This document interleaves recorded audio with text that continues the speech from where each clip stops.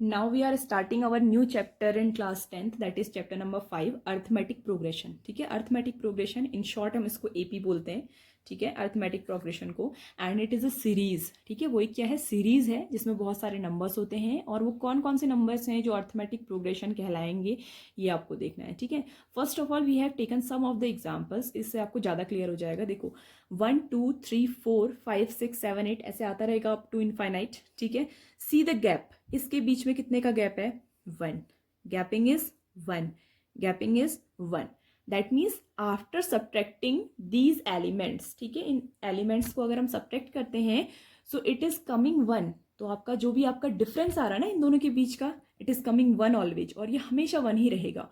सो अगर किसी भी सीरीज के बीच में जो डिफरेंस है, डिफरेंस की बात करें सब्ट्रैक्ट करने के बाद जो डिफरेंस आ रहा है, क्लियर. अगर किसी भी सीरीज में जो आपका डिफरेंस है ना हर एक नंबर के बीच में, वो अगर इक्वल होता है, ठीक है, तो उसको हम क्या कहते हैं, अर्थमेटिक प्रोग्रेशन बोलते हैं. ठीक है, उसको हम क्या बोलते हैं, arithmetic progression. This is a series. Now next देखिए 100 70 40 10. क्लियर. 100 और 70 के बीच में कितना डिफरेंस है, 30 का डिफरेंस. अगेन 70 एंड 40 के बीच में कितने का डिफरेंस है, अगेन 30 का डिफरेंस. ठीक है, देन 40 एंड 10 के बीच में अगेन 30 का डिफरेंस. देन नेक्स्ट वाला जो नंबर होगा वो क्या होगा, -20 होगा. और उसके बीच में भी कितने का डिफरेंस होगा, 30 का डिफरेंस होगा. So difference will be same. That means हम अर्थमेटिक प्रोग्रेशन उसको बोलेंगे जिनके बीच का ये जो डिफरेंस है ना, दिस इज ऑलवेज सेम. ये हमेशा जब सेम आता है तब हम उसको क्या बोलते हैं, अर्थमेटिक प्रोग्रेशन बोलते हैं. ठीक है, तो ये आपकी एपी हो गई. Let's take some standard formula about that. जो स्टैंडर्ड में हम बोलते हैं, this is the working rule only, कि आप कैसे समझ में आएगा. जनरल फॉर्मेट है. ठीक है, स्टैंडर्ड फॉर्मेट की अगर हम बात करें, then first term of AP. ठीक है, फर्स्ट टर्म ऑफ एपी यानी कि किसी भी अर्थमेटिक प्रोग्रेशन की जो सीरीज होती है उसका जो सबसे पहला टर्म होता है ना, फर्स्ट टर्म जो होता है एपी का, उसको हम क्या बोलते हैं, ए. उसको हम क्या बोलते हैं, ए से डिनोट करते हैं. ठीक है, तो देखो फर्स्ट इसमें a is equal to 1, a is equal to 100. For this a is equal to -3 and for this a is equal to -1. Clear. And the common difference, common difference क्यों बोल रहे हैं, क्योंकि सबके बीच में एक ही डिफरेंस है. So we are saying is common difference. क्या बोल रहे हैं हम इसे, कॉमन डिफरेंस बोल रहे हैं. Common difference is D. और हमारा कॉमन डिफरेंस क्या है, डी है. ठीक है, so these are the two terms which are making your AP, जो आपकी एपी को बना रहे हैं. अकॉर्डिंग टू दैम अगर हम इन दोनों की बात करें तो आपकी एपी क्या होती है पता है, first term is a comma, second term is A plus D, third term is A plus twice of D, next term is A plus thrice of D. ठीक है, एंड इट कंटिन्यूज. ये क्या होती रहती है, कंटिन्यू होती रहती है. So first term is a, second term is A plus D, third term is A plus 2d, A plus 3d and it continues. ठीक है, ये कंटिन्यू होती रहती है.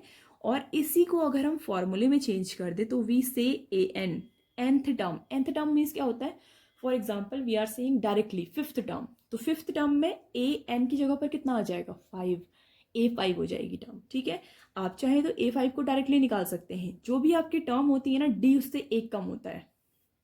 फर्स्ट टर्म में डी 0 है, सेकेंड टर्म में डी 1 एक टाइम ऐड हो रहा है, थर्ड टर्म में डी 2 टाइम्स ऐड हो रहा है, फोर्थ टर्म में डी 3 टाइम्स ऐड हो रहा है, नेक्स्ट फिफ्थ टर्म होगी तो उसमें 4 टाइम्स ऐड होगा, तो एक लेस होता है. ठीक है, so formula is A plus N minus 1 into D. ये आपका स्टैंडर्ड नोटिफिकेशन है, फॉर्मूला जिसको हम बोलते हैं. ठीक है, यू कैन डायरेक्टली भी फाइंड इट. आप इसको डायरेक्टली भी फाइंड कर सकते हो.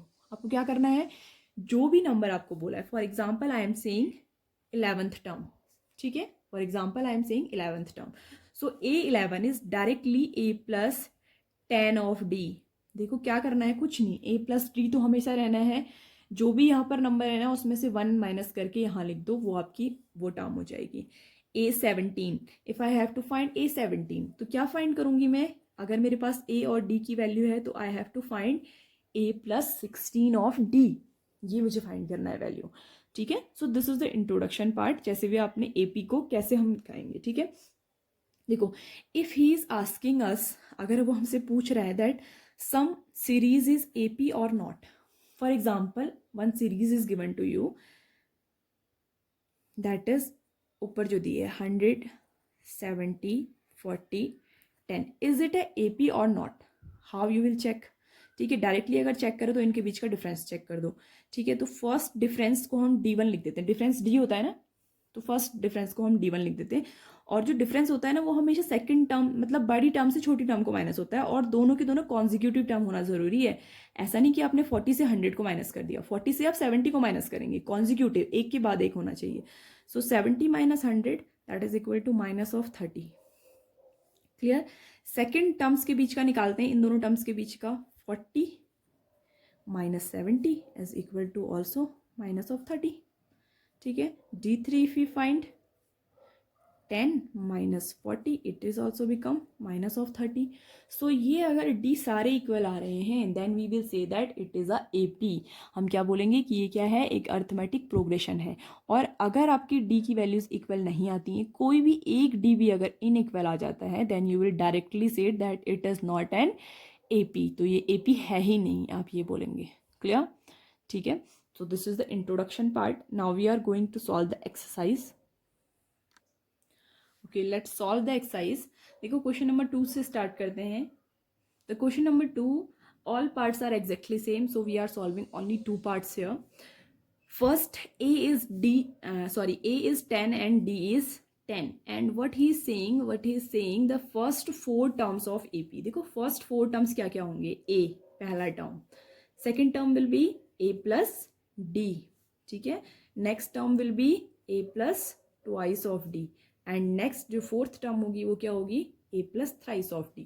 सो दैट मीन्स आपको सिर्फ वैल्यू रखनी है और पुट करना है answer. 10 plus D is also 10, so second term is 20. 10 to the 20 is equal to 30. 10 plus 30 is equal to 40. Clear. सो ये आपका सिंपल सा क्वेश्चन है, इसीलिए मैं इसके ज़्यादा पार्ट नहीं करवा रही हूँ। A इज इक्वल टू -1, ठीक है। A प्लस D, -1 प्लस 1/2, ठीक है। आप अगर 1 में से हाफ को माइनस करते हैं तो कितना बचेगा, हाफ बचेगा ना, हाफ बचेगा, but sign is of greater number. Clear. A plus twice of D,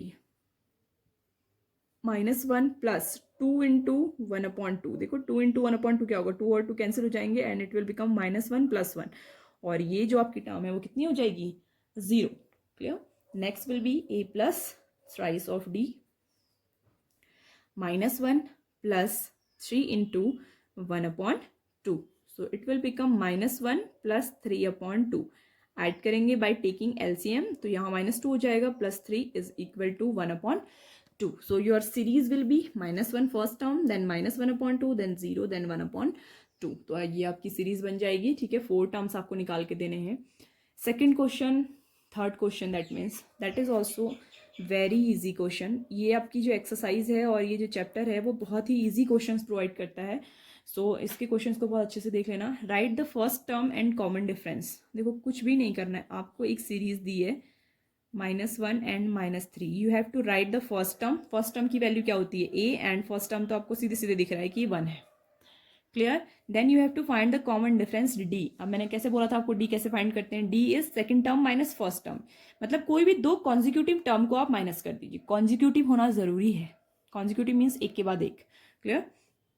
so 1 minus of 3 that means minus of 2।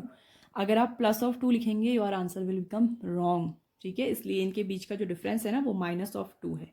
Clear.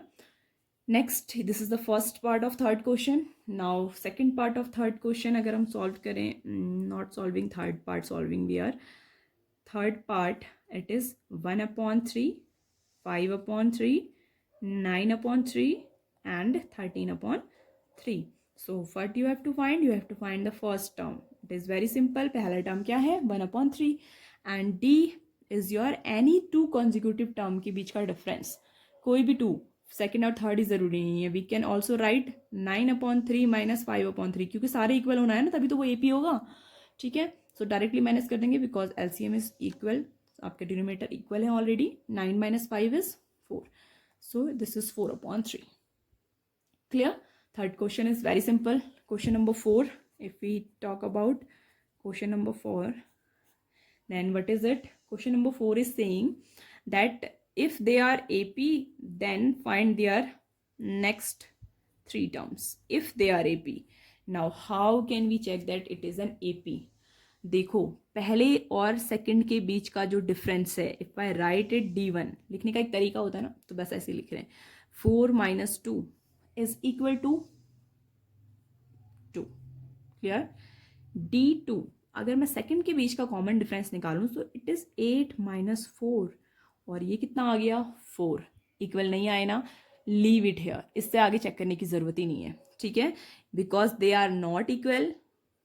D1 does not equal to D2, hence it is not an AP, hence it is not an AP. तो ये AP series है ही नहीं. Clear? Next second part, if I solve 2, 5/2, 3 and 7/2. Solve करें. D1 first common difference 5/2 minus of 2. देखो LCM लेंगे तो it will become 2 2 4 and 5 - 4/2 is 1/2. Clear? Next D2 is 3 - 5/2. Clear? 2 LCM होगा, ये 6 हो जाएगा. 6 - 5/2 इज 1/2. क्लियर? अभी तक 2 ही निकालें, थर्ड भी निकालना जरूरी है क्योंकि मे बी पॉसिबल कि उसने थर्ड के बीच में ही कुछ गैप दिया हो. ठीक है, so 7/2 - 3 is equal to also 1/2. So yes and it is an AP. सारे सेम आ रहे हैं ना, so we will say that yes it is an AP. सो ये क्या होगी, एक AP होगी, अर्थमेटिक प्रोग्रेशन होगा. Clear? Next C,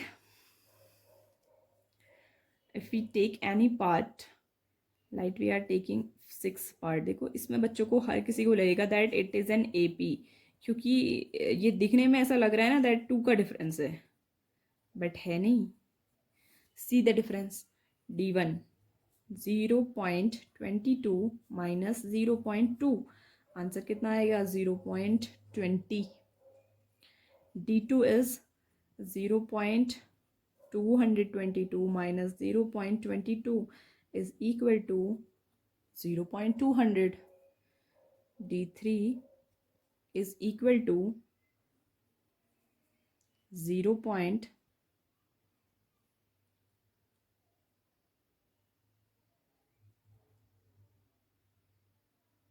sorry, it is 0.2, not 20. देखो इक्वल हो जाएगा 2 0.002 minus 0.222 and it will become 0.0002. so all the difference are unequal. ठीक है, आपके 2 ही अनइक्वल आ गए थे यहाँ पर, तो आपको ट्राई करने की ज़रूरत ही नहीं थी. नेक्स्ट, ठीक है, so this is not an AP. तो आपकी ये AP बिल्कुल भी नहीं होगी किसी भी कंडीशन में. ठीक है, so this is the way how you are solving the questions of this exercise. See some more questions on the same. See this is an AP और नॉट. देखो पहला common difference is A² - A. देखो जब भी दोनों variable same होते हैं, same order के होते हैं, तभी हम उनको क्या कर सकते हैं, डिफरेंस कर सकते हैं, otherwise it will remain same, कोई फर्क नहीं पड़ने वाला है. D2 is equal to A³ - A², so they are not coming equal, so it is not an AP.